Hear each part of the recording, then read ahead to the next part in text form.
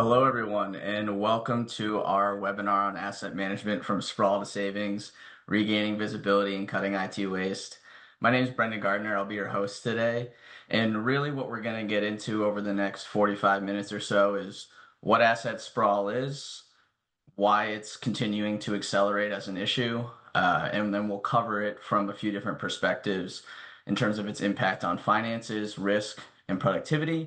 And then we'll lay out some practical steps that you can take over the next 12 months or so to start to address the problem. Now, before we get into that, I think it's important to understand who you're getting advice from. So I just want to share a quick 2 minutes on who is GlideFast and who our speakers are today. So first things first, GlideFast is a pure play ServiceNow partner. It's all we focus on.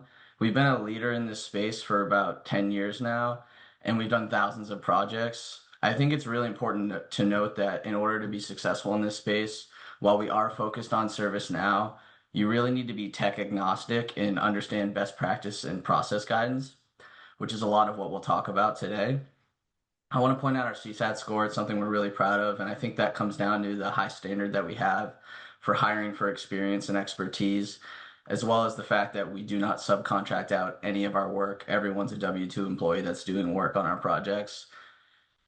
And as a result of our ability to deliver, we've been recognized as America's partner 2 out of the last 3 years. And I like to think that we didn't get 3 years running just because they had to spread the love. But it's really great to get acknowledged as a top partner in the Americas. And so to be a great partner in this space, I think it really requires deep expertise and a tremendous amount of experience, but also a flexible amount of offerings, a real breadth of offerings that you can provide your customer to meet them where they are. So we developed these centers of excellence in all areas of the platform so that we can provide specified expertise for service in all areas, whether it's related to maintenance, tactical delivery, or looking at strategic road mapping. And so with that, I want to get you introduced to a few members of our IT Asset Management Center of Excellence in Josh Herron and Shane Cooper. So Josh, I'll let you start by introducing yourself and we can kick off this webinar. And then at the end, we'll do about 15 minutes of Q&A. Great. Thanks, Brendan. Hi, I am Josh Herron. I am a solutions consultant here at GlideFast. I've been with the organization for about 18 months now. I've been in the ServiceNow ecosystem for 15 years. And in that my time, I have been an ITAM or an asset management expert for the last 13 years. I'm also currently a PhD candidate for organizational development and leadership in the asset management space. So I look forward to helping guide y'all through today's webinar, and I'll hand it off to my boss, Shane. Yeah, hey everyone. Shane Cooper, I'm a director of solutions consulting here at GlideFast. So I help lead one of our pre-sales teams. I've been at GlideFast a little over 6 years. I've been in IT about 16, 17 years with an electrical and computer engineering background. Most of that professional experience lines up with the asset management realm, though. So hopefully I will be able to go through with Josh today and kind of explain a little bit more in depth about asset sprawl and what we can do to alleviate that. So with that, we'll kind of go back over what Brendan said earlier. We are going to be discussing what asset sprawl is and why it's accelerating. We're going to talk about how it impacts the organizations financially from risk and productivity standpoint. We'll also touch a little bit on security and things like that and other impacts that really the sprawl can bring to the table. Now, whether we're talking about devices or we're talking about software, cloud services, or even enterprise equipment, when they're not governed and they're just all over the place, you kind of tend to get things just a little hinky sometimes. So it starts with beginning a central strategy. One of the striking statistics I love to talk to clients about when we are discussing asset sprawl is Gartner said that by 2027, without centralized SaaS integrations or centralized SaaS governance, overspend will be at least 25%. That's a minimum. We'll see later that we'll see some other statistics from organizations that are doing a bunch of research into this area of SaaS sprawl, that's really an understatement on that. we'll see some higher figures in that. Now, the problem goes beyond just overspending. It has serious implications for cybersecurity, compliance, and employee productivity. In fact, many organizations don't realize the magnitude of the challenge until an audit, a breach, or even a budget crisis exposes the cost. So we'll spend the next few time just talking about that and really focusing in on those challenges. Really what I want Shane to do over the next slide is we're going to define asset sprawl into a more generalized area. So Shane, you mind walking us through a little bit about where like ITIL and ISO and all those guys really stand on asset sprawl? Yeah, definitely. So our goal is not really just to highlight the risks like we were going through, but to show clear business cases, tackling asset sprawl now rather than waiting until it becomes unmanageable and becomes a major issue.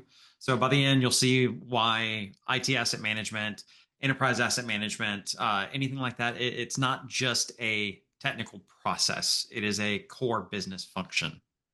So when we talk about asset sprawl, we're describing more than just messy spreadsheets. We're going into uncontrolled growth of assets across multiple different domains. So IT hardware, software, SaaS, cloud resources, Internet of Things, even into enterprise level equipment like facilities, medical, any of the fleet management. The real challenge lies in the fragmentation. So we get into different business units adopting different tools independently. And you have remote workers subscribing to SaaS products without procurement oversight, without centralizing your asset management functionality there. So facilities add connected devices that IT isn't even aware of. And then before long, you have hundreds of assets with no clear owner, no lifecycle management, and no governance. ITIL describes IT asset management as the practice of managing assets across their lifecycle to maximize value, control cost, and reduce risk. ISO 55000 expands this thinking to all enterprise assets. So you're not just focusing on IT assets at this point. So industrial equipment, fleet vehicles, like I said.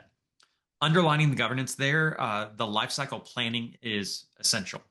So on cybersecurity side, NIST CSF 2.0 emphasizes that organizations need to maintain accurate inventories of all hardware, software, and services. So I mentioned earlier, we're going to be getting into the cybersecurity side of the house as well. So asset sprawl isn't just about having too much stuff. It's about losing the ability to see, manage, and control those assets effectively. Without visibility, you can't make smart financial decisions and enforce security controls or ensure compliance. And that's exactly why this issue is showing up in executive conversations. It's not just an IT problem anymore, it's a business risk. Now we're going to talk about why organizations facing this issue now more than ever. Several forces are converging. First, there's the explosion of SaaS and multi-cloud adoption. According to Flexera and other organizations, about 89% of enterprises now operate in a multi-cloud environment, and 84% say managing cloud spend is one of their top challenges. Along that, data shows that the average company now uses around 112 SaaS applications, almost half of which are underutilized or completely unused. Second, IoT and connected device boom. By 2025, industry projections expect 18 to 19 billion IoT devices worldwide. That's not just the consumer gadgets. It's including sensors and cameras, industrial machines, and for a lot of our clients, medical equipment. Every one of those devices is an asset that needs governance. Third, the shift to remote and hybrid work has decentralized purchasing. Employees and teams often buy the tools they need without involving IT or procurement. Add in the rise of shadow IT and even shadow AI tools, and suddenly you've got a huge ecosystem of untracked managed assets. The result's clear. Sprawl is no longer a future concern. It's happening right now, accelerating at a pace that traditional manual tracking simply can't keep up with, which is why governance frameworks like ITAM and enterprise asset management and cybersecurity alignment have become critical. Next, we'll kind of talk about and quantify just how costly sprawl has become financially from a risk perspective and in terms of productivity loss. We'll start with the financial cost of asset sprawl. For many organizations, this is a pain point that finally gets executive attention.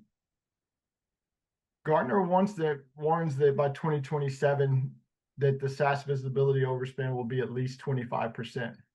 As you can see by the charts that we've conducted through not just Gartner, but other references, that trend is going to be a little bit higher than that 25% that Gartner has produced in their research. So if your SaaS budget is 10 million, that's 2.5 million wasted simply because entitlements aren't managed and tools overlap. Other surveys back this up, showing that ITAM teams routinely identify as much as 20 to 30% of IT spend as wasted. Much of that comes from various different applications. Some of it's duplicate SaaS applications like multiple project management tools or multiple chat platforms that different departments adopt independently. Another large component is unused licenses.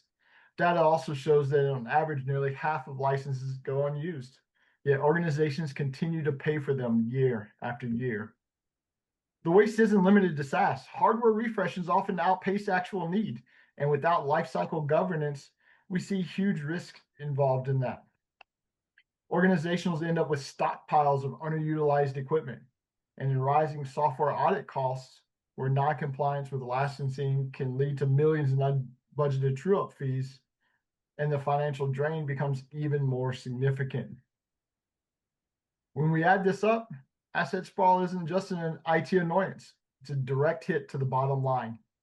Every dollar wasted on unmanaged assets is a dollar that could be reinvested in innovation, security, growth initiatives, or more importantly, employees. In short, sprawl silently erodes budgets, and unless it's addressed, the financial losses compound year over year. Now, Shane, could you kind of go over a little bit what that means in terms of like security and compliance risks? Yeah. So for security and compliance, so beyond finances, sprawl represents a significant security and compliance risk. This is where unmanaged assets turn into direct vulnerabilities.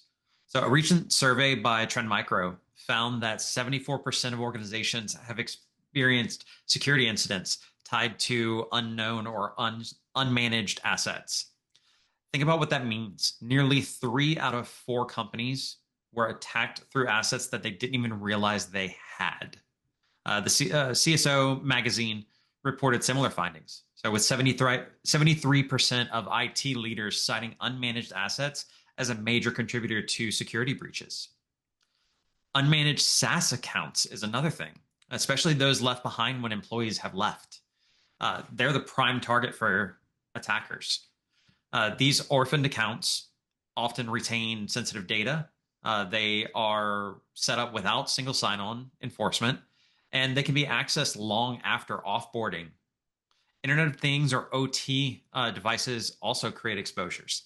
Many organizations deploy smart sensors, medical devices, or industrial systems that don't get patched regularly, if at all, honestly. Each one of those represents an entry point for attackers. The financial consequences are pretty steep. IBM's 2025 cost of a data breach report places the global average breach cost at 4.4 million, with US organizations averaging 10.2 million. Regulatory fines compound the issue if assets containing sensitive data fall outside of compliance frameworks like HIPAA, GDPR, or SOX. So unmanaged assets don't just drive waste. They materially increase the probability and cost of a data breach. And because many of these assets are invisible to IT and security teams for that matter, they're often the last to be defended and the first to be exploited. So this is why asset sprawl is no longer a cost optimization issue. It's now a board level risk. Calling out HBR, app switching imposes measurable cognitive and productivity costs. So finally, let's look at how asset sprawl affects day-to-day productivity and operations. Most employees today are overwhelmed by the sheer number of tools they're expected to use. So Harvard Business Review has studied the cognitive cost of app switching. Every time an employee toggles between platforms, there's a measurable loss in focus and performance. So at scale, this translates into hundreds of hours lost per employee per year. Organizations with asset sprawl typically see duplication of collaboration tools, file storage solutions, and knowledge repositories. One team uses Slack, another prefers Teams, a third adopted Discord. Files might live in Box, Google Drive, SharePoint, all within the same company. This fragmentation creates confusion, slows down collaboration, and leads to repeated work. Beyond productivity, there's the hidden cost of operational drag on IT teams. Every additional platform requires support, integrations, maintenance, any of the issues that come up with those. IT staff spend more time troubleshooting duplicate systems rather than focusing on strategic initiatives. Employees spend more time searching for information than actually doing their work. Statista's SaaS utilization data reinforces this. So nearly 50% of licenses go unused at this point. So going back to our call out for the budgets previously, how much wasted money is that? So it signals that employees aren't finding value in the tools that they're being provided. Instead, they're drowning in redundancy. The takeaway is that sprawl doesn't just hurt balance sheets or security deposits, security posture. It erodes the very productivity gains these assets were meant to deliver in the first place. Instead of enabling efficiency, sprawl creates complexity, slows decision-making, and drains employee energy. So when we frame the cost of asset sprawl, we need to think about three dimensions, really. Financial waste, security exposure, and productivity loss. All three must be addressed together. Thanks, Shane. Now that we've seen the financial, security, and productivity costs of asset sprawl, let's shift into how organizations can combat it. The good news is that proven frameworks already exist. The first is ITIL's IT asset management practice. ITIL emphasizes managing assets across their entire life cycle: planning, acquisition, deployment, maintenance, and retirement. The goal is to maximize value, control costs, and reduce risk. In practical terms, ITAM means having structured processes and defined ownership so nothing falls through the cracks. Second, we have ISO 55000, which expands the conversation from IT assets to all enterprise assets. This standard provides guidance on governance, strategy, and alignment of asset management within organizational objectives. It reminds us that assets are not isolated. They are business enablers that must align with the mission. Third comes from the cybersecurity perspective. The NIST Cybersecurity Framework 2.0 highlights asset management as a foundational category called IDAM. This framework requires organizations to maintain accurate inventories of hardware, software, services, and assign ownership and prioritize protection based on business criticality. Together, these frameworks provide the operating model needed to control sprawl. ITIL focuses on process, ISO emphasizes governance, and NIST CSF enforces security alignment. When combined, they ensure assets are tracked, controlled, continuously managed in a way that reduces risk and delivers measurable business value. This is the mindset shift executives need. Asset management is not just an IT housekeeping function. It is a governance and security imperative. So here are those key indicators that we talked about when sprawl is happening. We notice sprawl when the number of assets are without owners, percent number of SaaS without SSO or contract record, discovered versus reconciled devices. All of these are baseline indicators that sprawl is going to happen. However, if you don't know where you're at, you don't know how well you're going to perform. So trying to find these key areas first really helps the foundation and create that baseline. Now, once we have diagnosed that sprawl is existing, which we all know it exists, even in some of the most mature organizations, we still have minute sprawl happening. The next step is to build that strong foundation. You can't manage what you can't see, and you can't optimize what you can't measure. That means creating golden data sets across multiple domains. Some of those data sets are hardware related in terms of laptops, servers, mobile devices, operational technologies such as manufacturing systems or robots, fleet vehicles like Shane mentioned earlier, and IoT equipment, which can range from a variety of things, from sensors to anything that really touches your network and is a recording device or providing information back to a system. For software and SaaS, it's understanding what your contracts are, understanding entitlements, the usage data, licensing reconciliation to that usage data. Cloud resources, when we talk about all the different resources that are out there and the acronyms that follow that, whether it be IaaS or PaaS or SaaS or device as a management, which kind of rolls back up into hardware too, or device as a service, sorry. These workloads often slip past procurement simply because they need to be used on the fly. And then we get into enterprise and facility assets. So medical devices, manufacturing equipment, which kind of flows into operational technology as well. Fleet vehicles, facilities, infrastructure. The list can go on and on and on.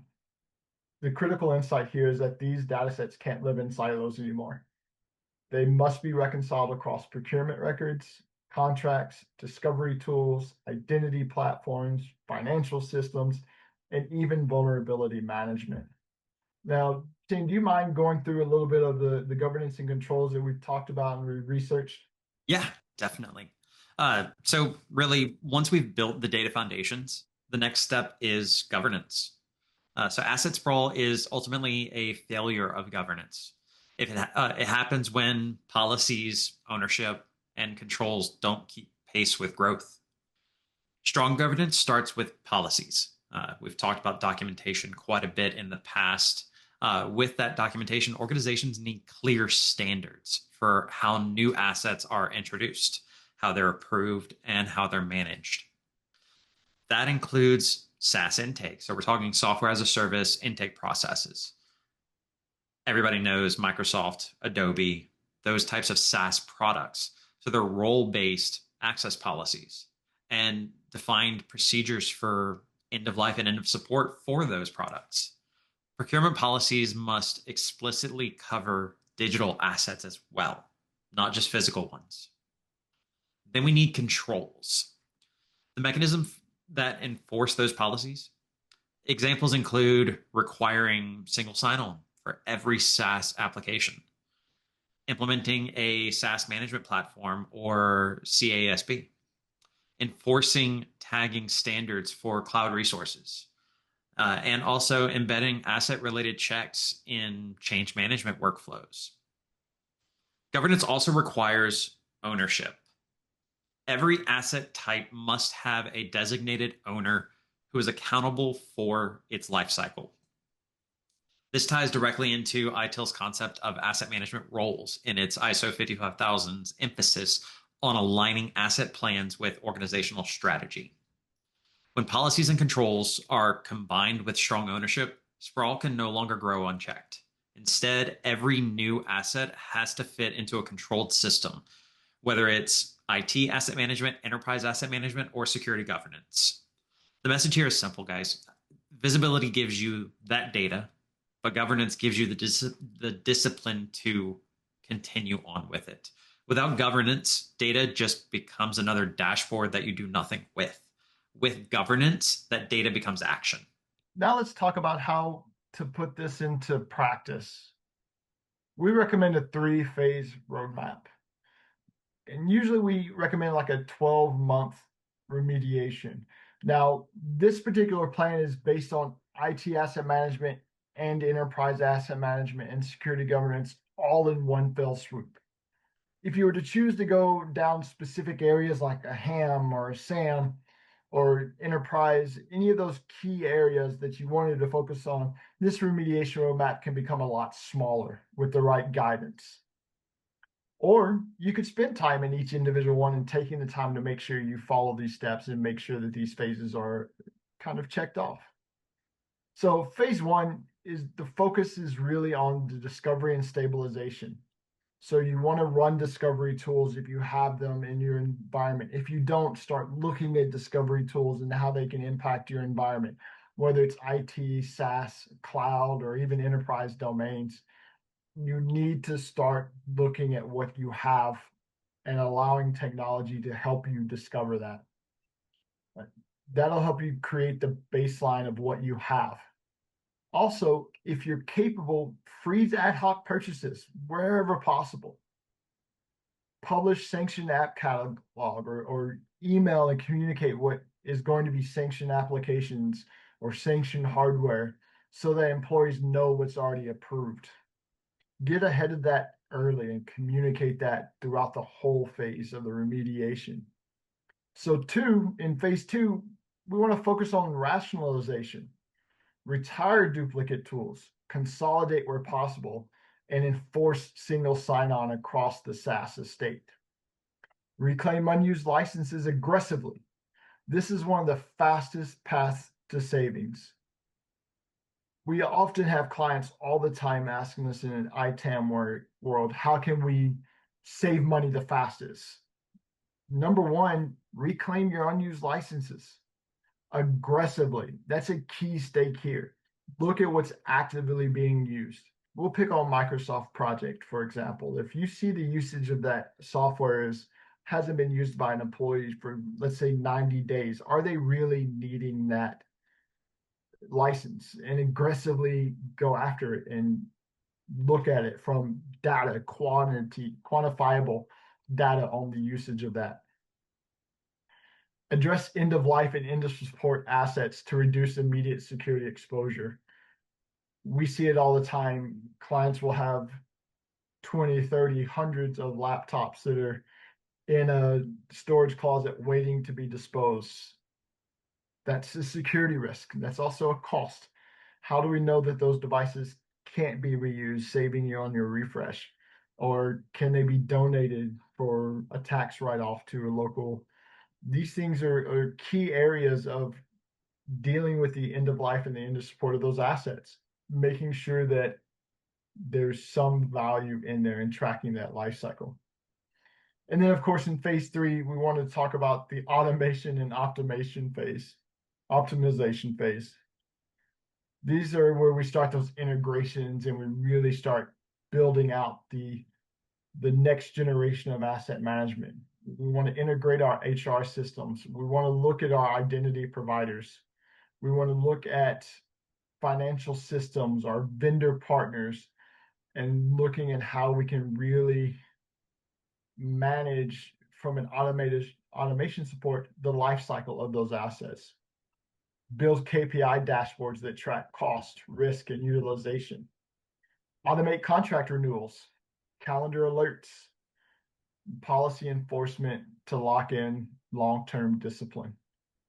Each phase builds momentum. Quick wins in phase one prove value. Savings in phase two build credibility. And automation in phase three sustains the program. The key is not to treat remediation as a one-time project, but as a strategic capability. We really want to understand and push that asset management is a never-ending trend. It is going to keep growing. It's going to keep evolving.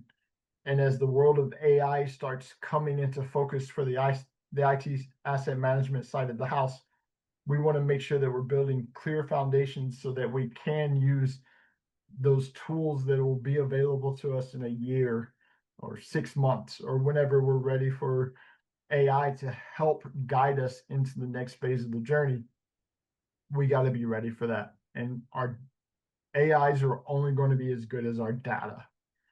Bad data in, bad learning for the machines, and we're not really stuck with good tools. Next, we're going to talk a little bit about business case and KPIs that we've seen kind of over the last few years, and some of other organizations that are kind of leading the charge in that research.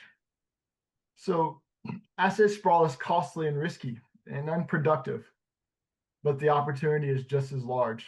On the savings side, data consistently show that eliminating tool overlap and reclaiming licenses can save anywhere between 15 to 25% of SaaS spend. Add to that another 20 to potential 30% from unused license recovery, and you're already talking, for some enterprises, millions of dollars annually. Audit avoidance brings further protection, preventing unexpected costs from licensing non-compliance. Also, when we talk about auditing, we talk about premium shifts and things like cybersecurity insurance. We talk about other auditing potential costs in various regulation fees, things of that nature. So on the risk side, reducing the percentage of unknown assets and eliminating end-of-life systems and enforcing SSO lowers both the probability and potential cost of a breach. Remember, reports show that the average data breach costs over $4 million globally and over $10 million in the US. A single avoided incident pays for almost a year of ITAM and EAM maturity. On the productivity side, rationalizing platforms reduces context switching, improves collaboration, and restores focus. While that's harder to quantify, studies do show that asset sprawl costs hundreds of hours per employee per year. By consolidating, you not only save money, but you also enable employees to do their best work. Some of the key KPIs that can be used to help track all of that is percent of assets with clear ownerships. Again, we talked about the percent of SaaS behind single sign-on. Percent of end of life or end of support assets remediated. So how many of those lost laptops, or how many of those laptops in that storage closet were actually disposed, or were they donated? We can start keeping track of that percentage. And what percent of asset license is utilized and what's being wasted. Also, another one that I love to use when I'm talking to clients is the onboarding of those devices, of like laptops and desktops. And so mean time to inventory new assets. How long did it take you to put in that purchase order, then to put it into your system? That's a key measurable outcome that we can help define and that we can push forward. Together, these KPIs provide an evidence-based way to demonstrate progress to executives. The use cases are clear. Tackling sprawl reduces costs, it reduces risks, and it boosts productivity. It's rare to find an initiative that addresses all three so directly. Now, Shane, do you mind talking to us a little about some of those frameworks we're going to discuss when we talk about fighting sprawl? Yeah, definitely. So we want to get into the details here. So frameworks to fight the sprawl that we've been talking about. At this stage, many executives want to know, does this actually work in practice? The answer is yes. We've actually seen it for quite a lot of our customers. There's multiple proof points to show the value of tracking asset sprawl. For example, organizations that implemented structured SaaS management programs reported double-digit savings in their first year alone. Sometimes we're claiming millions of dollars, like we said earlier. One large enterprise discovered that 45% of its SaaS licenses were unused, which is not as uncommon as you think. By simply reclaiming and reallocating them, they saved nearly $4 million annually without impacting productivity. Another proof point comes from audit readiness. Companies that adopted ITAM governance avoided major unplanned expenses during their vendor audits. Nobody likes to hear about a vendor coming in and doing an audit whenever you're not ready. So instead of paying millions in unbudgeted true-up fees, they could demonstrate compliance, negotiate from the position of strength, and even secure more favorable terms. Security teams also report measurable improvements. By aligning asset inventories with vulnerability and attack surface management, they reduce the number of unknown, unmanaged systems exposed to the internet at this point. That directly lowered their breach risk and gave executives greater confidence in their cybersecurity process and posture. The lesson here is that remediation is not theoretical. The data consistently shows that organizations who act not only to save money, but also strengthen compliance and security. The opportunity is real and the results are proven. One of the most common questions is, where do we begin? The temptation is to plan this massive multi-year program, but really the most effective approach is to start small and build momentum quickly. So here we have on the screen, we have 5 actions that you can take immediately within the next week or 2. Publish a sanctioned SaaS application list. And really, if I want to say, not just SaaS applications as well, your application list as a whole. Give employees clarity on what's approved for use. Require single sign-on for all new applications. This closes a major security gap. Run a discovery scan and reconcile results against procurement records. Discovery scan can be done with any of the tools that you have out there, such as SCCM or Intune or CrowdStrike or anything like that that can give you visibility on your entire network and quickly highlight unknown assets. Launch a license reclamation campaign. So target high-cost platforms like Office 365, Salesforce, Adobe, Zoom, where unused licenses are common. I know Josh mentioned earlier Microsoft Project being one. Microsoft Visio is another one. There are plenty of high-target, high-cost applications out there that just by reclaiming a few licenses can easily pay for itself. And then finally, freeze purchases of duplicate tools. So stop the bleeding while you assess overlaps. With the duplicate tools as well, it's easy to start going through and rationalizing different products there as you start getting that list of approved applications that we mentioned earlier. So it just takes that first step. Steps don't require massive budgets or new platforms. They demonstrate quick wins. So they reduce waste and they send a strong cultural message that asset management is being taken seriously. Once quick wins are achieved, you can build into the 12-month roadmap that we outlined earlier. But starting next week, these actions put you on the path to controlling sprawl right away. And also after that 12-month roadmap that we mentioned earlier, you're not done per se. Asset management is an ongoing process. And so by establishing all of this groundwork to begin with, it will make it so much easier going forward. We've covered a lot of ground today. We've defined asset sprawl. We've quantified its costs. We've explored governance frameworks and mapping out both remediation roadmaps, business cases. Now I'd like to open the floor for any questions that anybody might have.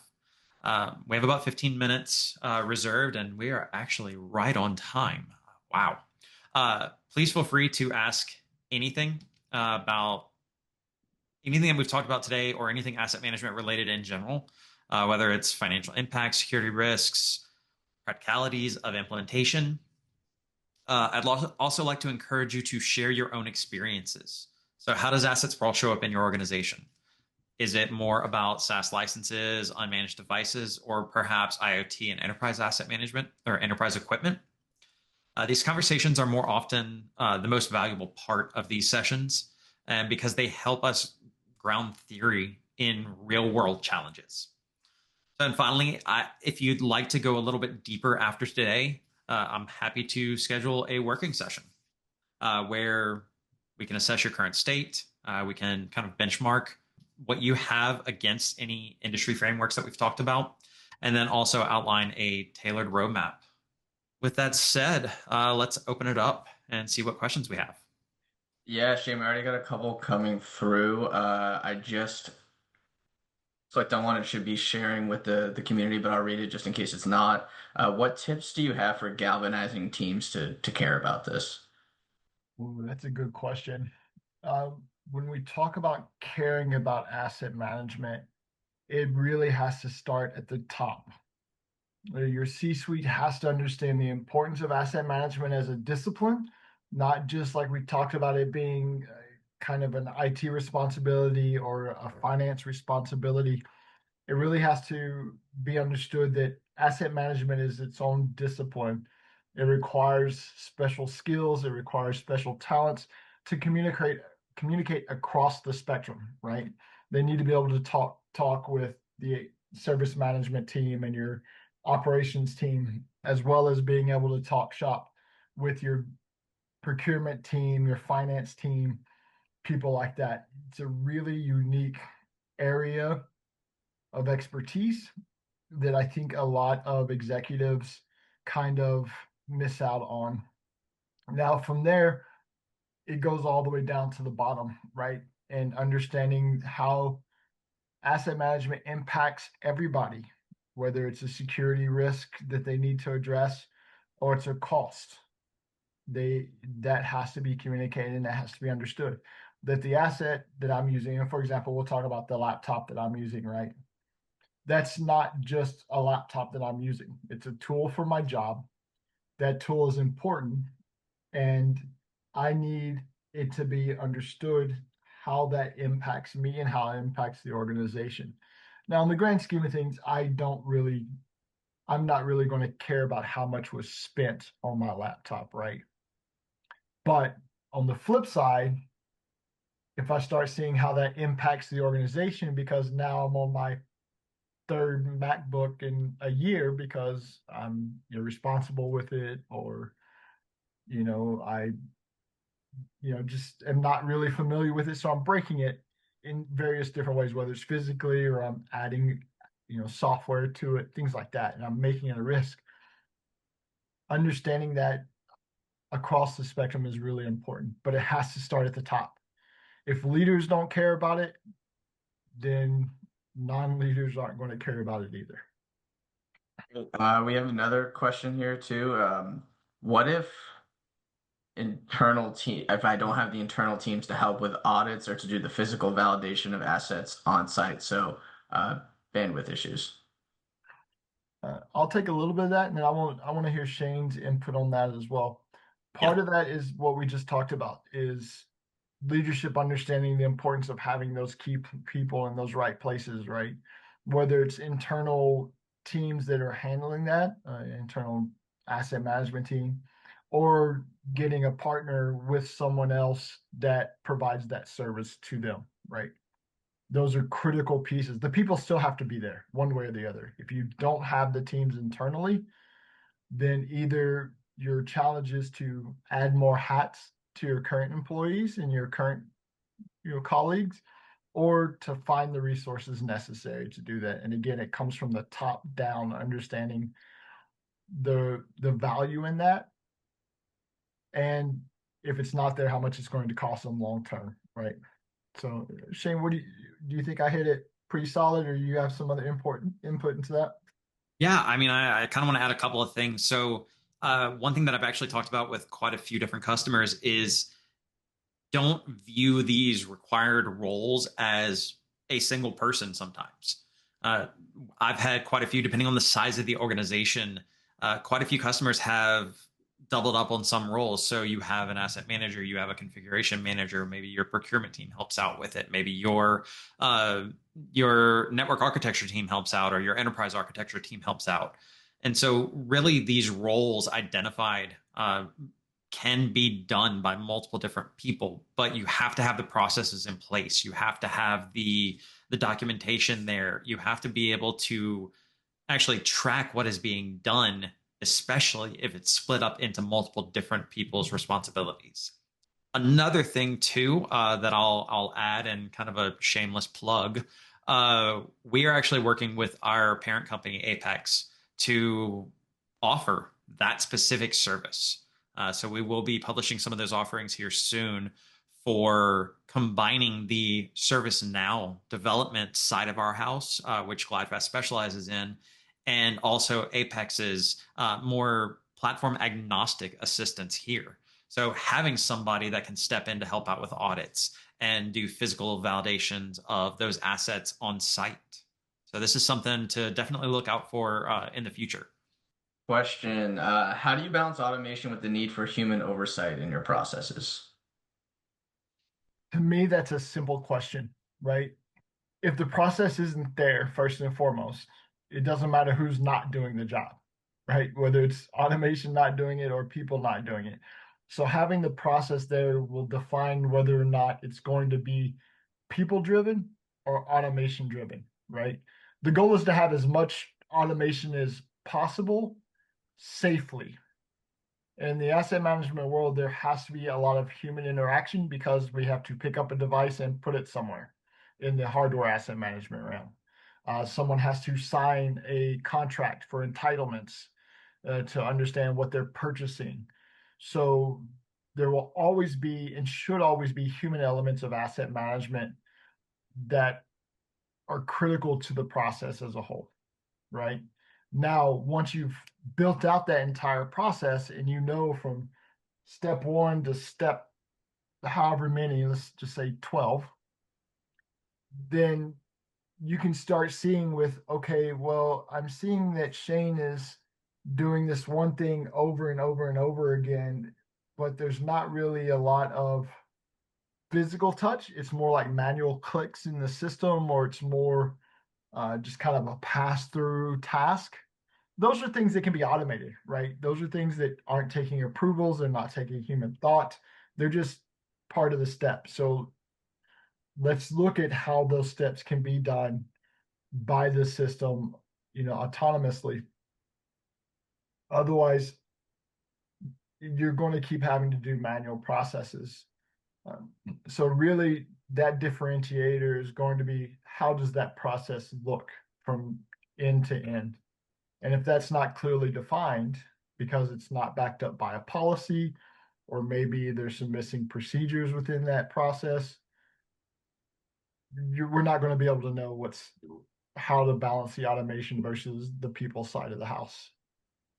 Yeah, I think the question kind of answers a little bit of that too. I mean, it is a balance. Mm-hmm. Not going to be 100% automated, and you're not going to be 100% manual on this. It kind of requires both to be an efficient process.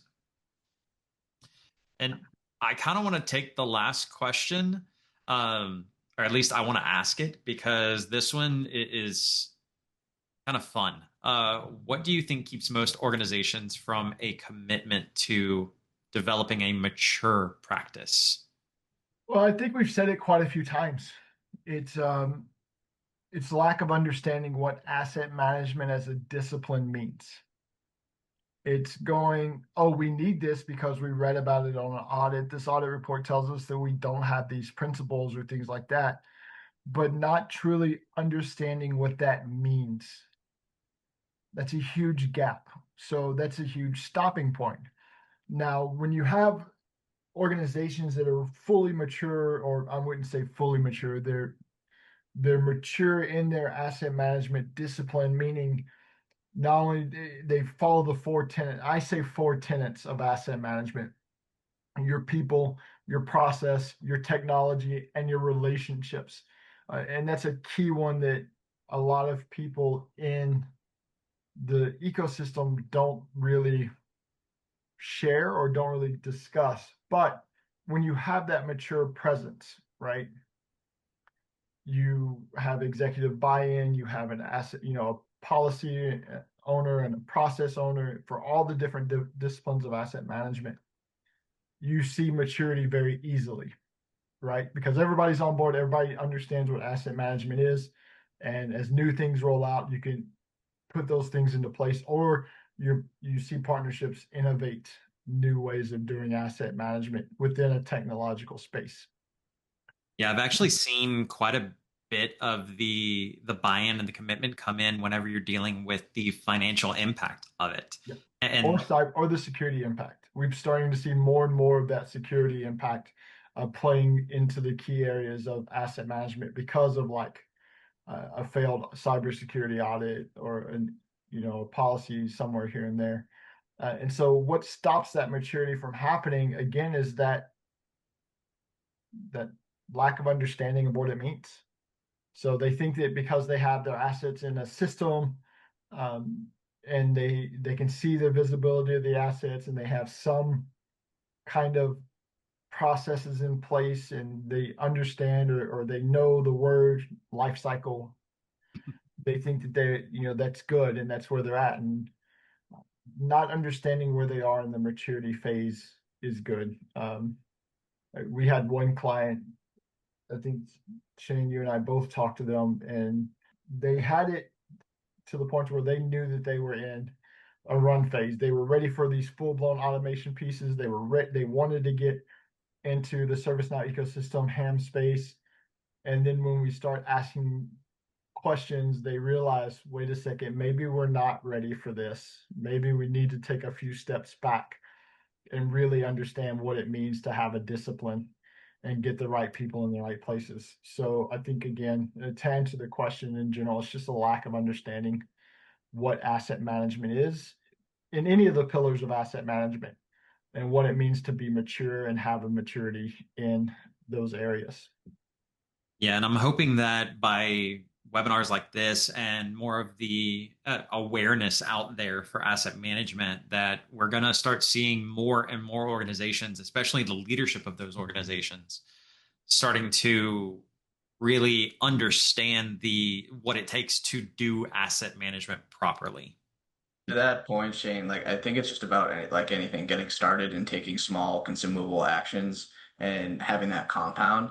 And so we've looked at the practical steps that folks can take, but can you quickly in the last couple of minutes touch on when is it valuable to start with software asset management and when is it more valuable to start with hardware asset management? It may not be a one size fits all, it might be, but would just love your perspective as we wrap up. Well, really, from my perspective, is it's what's the priority to the organization? That's going to be the starting point, right? If the priority of the organization is that they know that they're overspending or they don't know what they're blind to the cost of software, things like that, start there. That can show quick value in terms of return on investment in beginning the asset management journey. Because again, I can clearly see that, oh, I'm overusing 1,000 licenses of Adobe and we're spending all of this money on that and we're not using it. So I'm going to save $100,000. That's a quick value when if you only spent the first year, you might spend whatever on the development of a SAM Pro or a software asset management platform integration and implementation. That can be huge value savings from that. Yeah, Or you keep getting busted with cybersecurity audits of where use your assets, and so that might be the priority. It's really going to be organizational focus. There's no true answer of go ham first or go SAM first, because I'll personally tell you to go ham in enterprise asset management first, and then I'll worry about the delicacies of software asset management second. However, it's truly the organization's goals that are the pivotal point of which one to do first. Shane? and I'll probably say the opposite because I'm kind of biased towards software asset management myself. But I mean, we even talked a little bit about the software asset management side earlier. If your whole goal is to save money, then you're going to see quicker return on investment with software asset management. But reiterating what Josh said, it's dependent on the organization and the organization's values. So if they're typically a smaller organization, you're not going to see as much financial impact from a hardware perspective, but you might see it from a software depending on what that organization does. And then whereas larger global organizations might be hemorrhaging money on the hardware assets. So you really need to look back at the values that the company has and identify what is most important to that and to remediate from there, because it doesn't matter which one you start with as long as you get started. Yeah, Great. exactly. And so as we wrap up, all attendees can expect a follow-up email by the end of next week with the recording, some additional collateral, and upcoming events tied to asset management. Want to thank you all for joining today and spending the time with us, and certainly reach out if you have any further questions. We're here to help support you in that journey and give you some ideas and actions to start to take. Thank you.